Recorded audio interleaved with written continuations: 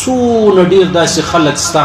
چې هغه د سهار لمونځ په کال هم نه کوي نو پر 3 بجې او پر 4 بجې پرېوځي نو د سهار لمونځ د کومې خوا پکې کوي نو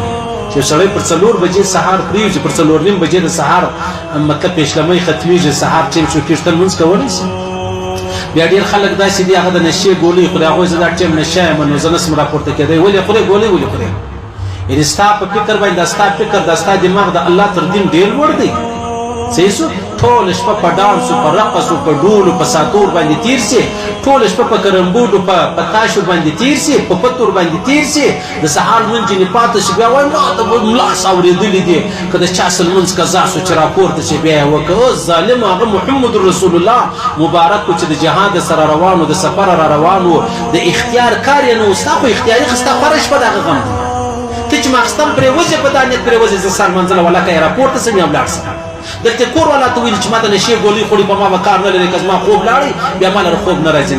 نه په دې خبرو به ځان نه سره خلاصو که د یو سړي څه کله لمونځ قضا سو د ده فکر د کولو لمر راختلی دی هېڅ مشکل نشته یو سړی په سفر باندې روان و خوب ورغلی و هېڅ پروا نشته یو سړی په کار اخته و لمونځ یې هېر و هېڅ پروا نشته لیکن که زما او ستا هره شپه د هغه ترتیب وي شپه په ګناه راباندې تېره سي د سهار لمونځ په نشه کې راباندې تېر سي او بیا موږ وایو چې یاره نو زه څه وکړم زه مجبوره یم پروا نه لري زه یې قضایي راګرځوم